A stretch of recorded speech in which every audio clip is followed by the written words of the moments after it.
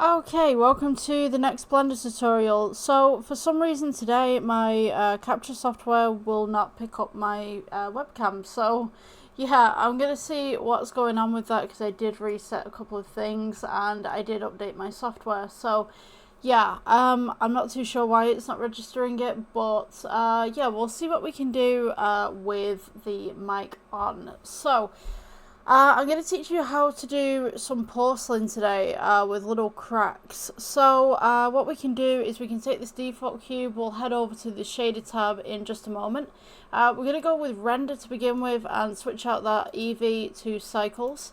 Let's go ahead with the shading tab right here. We'll go to the side to materials and we'll just make sure that we have a material assigned to this, which is currently called material, as you can see in the center right here. Alright, so we're going to go ahead and just delete that. We'll call this, I'll call this Pole for porcelain. So we'll take this principal BSDF that we have right here, this material output, and what we're going to do essentially is we're going to add the texture to this to begin with. So we'll go with the noise. And I'm going to go ahead and you can place this into the roughness right here. It might be best to actually change your render to the rendered shade port right here at the top. So you can now see that we've got these nice little bumps that are appearing just at the top right here. Let me zoom in for you guys so you can see. Alright, so this texture is going to be everywhere all over the cube, but if I go ahead and I just scale these up and down, you can see that this kind of fuzziness is appearing. So we're going to use that. So let's put this noise texture to one side and we'll go ahead and add in a bump. So this is just going to be a little bit of texture on the underside to kind of show some wear and tear and also to show some material. So let's go ahead and change the colour to height. We will go ahead and amend the distance upwards just a little bit. You want to go above 20 and then the filter will go above 6. So this will give us this kind of nice little sheen kind of look on top, and we're going to go ahead and up the metallic so that this is slightly reflective. So if you guys would like to, you can also add a plane underneath, which will help with the tones. So we can put plane underneath, S for scale, press G to bring this down.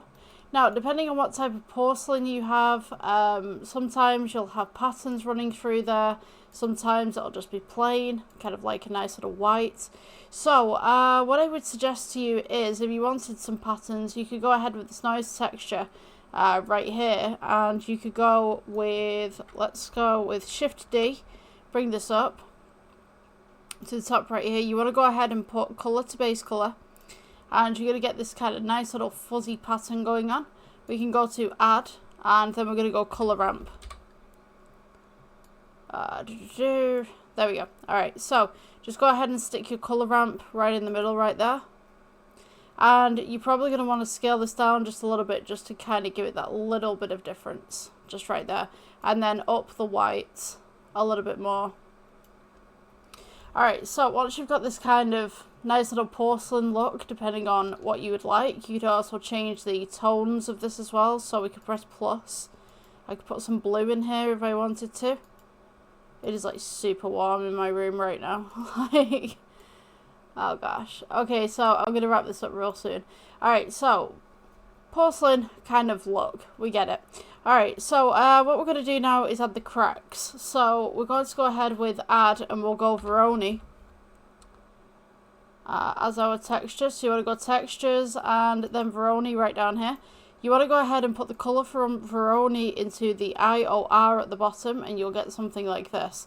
Alright, so now we will go to, I'm going to mispronounce this like crazy, the Euclidean or something.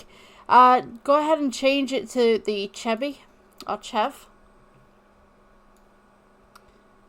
And just kind of pull that up a little bit, and then you want to go ahead and just pull this randomness down just ever so slightly, just to kind of make a cracked look.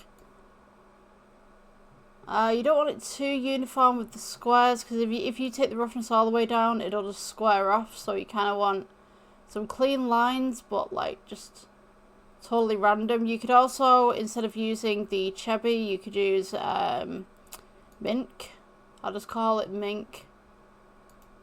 You've got the Manhattan if you want that one. Totally up to you. We'll stick with the Manhattan just for this example. Alright, so all we need to do now is we need to add in a bump, which we have one here. So let's go with Shift E on the bump. Go ahead and click that in between the Veroni and the IOR. And then we're going to change that colour to height right there. And you'll notice immediately we get these nice little cracks forming. Now, if you go ahead and up the filter, these should become a little bit deeper. And you can also see these forming just on the side right here. It's almost like this glass look. I personally would just experiment with this just so that you can get the look that you need. And obviously if you down the distance, the less cracks you'll see, and if you up the distance, the more cracks you'll see. So totally up to you what you'd like, but I thought I would show you this one because I was doing some porcelain work with a prior project.